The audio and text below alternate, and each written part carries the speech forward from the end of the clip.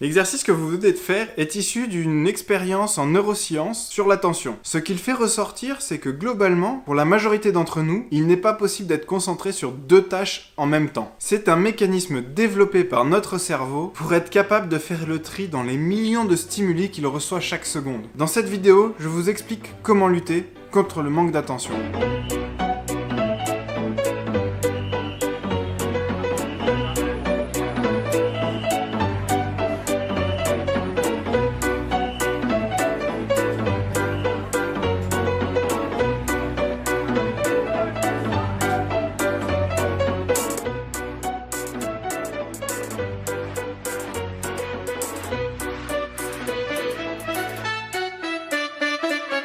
Comme expliqué dans la vidéo précédente, les erreurs humaines sont multifactorielles, et le manque d'attention l'est aussi. Si on regarde de plus près les causes potentielles du manque d'attention, on va trouver l'habitude perverse, c'est-à-dire qu'on a tellement l'habitude de réaliser une tâche qu'on la fait de manière automatique, et s'il y a un tout petit changement par rapport à ce qu'on devait vraiment faire, on ne va pas y faire attention. Le stress lié à la vie professionnelle, mais aussi à la vie personnelle. Plus globalement, les émotions négatives, la colère, la peur, la tristesse, etc. La fatigue, bien entendu. La complexité. Plus les tâches à accomplir vont être complexes, plus cela va nécessiter de l'énergie cognitive et donc on risque de faire moins attention. La distraction, un collègue qui vient nous déranger alors qu'on est en train de réaliser une activité, et quand on reprend, on oublie où on en était. Et plein d'autres. Donc pour éliminer les erreurs humaines liées au manque d'attention, il faut agir sur l'ensemble de ces facteurs. Oui, l'ensemble de ces facteurs.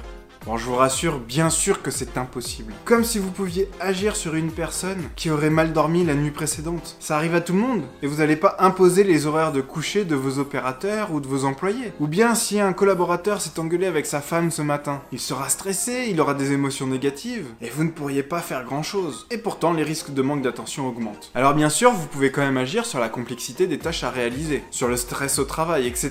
Ne serait-ce que pour améliorer les conditions de travail. Mais ça ne réglera pas votre problème du manque d'attention. Repensez à la vidéo avec le gorille. Notre cerveau est programmé pour se concentrer sur une tâche à la fois.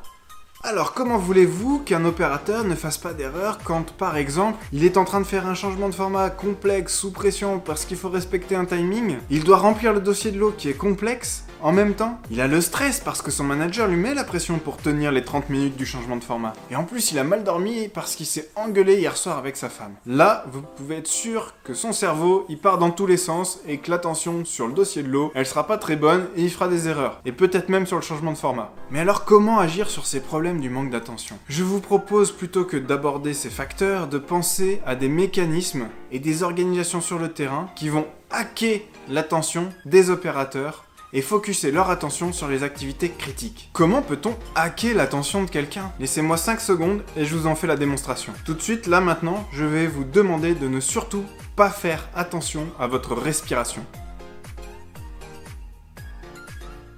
Voilà, j'ai réussi à focaliser votre attention sur votre respiration à distance. Mettre en place des mécanismes sur le terrain pour focaliser l'attention des opérateurs, ce n'est pas simple. Il n'y a pas une mécanique générique qui marche pour toutes les activités critiques. Sauf peut-être la méthode VAK, V-A-K, que je vous ai présentée dans une autre vidéo qui peut s'appliquer à tous les contrôles en cours de production. L'idée, c'est plutôt d'acquérir un processus de réflexion qui favorise l'émergence des actions qui focusent l'attention. Pour ensuite mettre des actions de ce type sur les activités critiques. On oublie les formations, les modifications de documentation, les resensibilisations et on pense à des actions qui focalisent l'attention, tout en impliquant le management de proximité dans l'orientation de l'attention de leurs équipes et en simplifiant les activités complexes. Avec l'Académie de la qualité efficace, j'aide mes clients à développer la capacité de leurs équipes à identifier et mettre en place des actions et des mécanismes sur le terrain qui favorisent l'attention activité par activité. Merci d'avoir suivi cette vidéo. Si vous avez trouvé cette vision pertinente, partagez et likez cette vidéo. Encore une fois, ça m'aide vraiment beaucoup pour continuer cette série de vidéos. N'oubliez pas de vous abonner à la chaîne YouTube pour recevoir des notifications à chaque sortie de nouvelles vidéos. Quant à moi, je vous donne rendez-vous dans la prochaine vidéo, et d'ici là, n'oubliez pas, le vrai défi est de maintenir l'intention avec 3 fois rien. À très vite!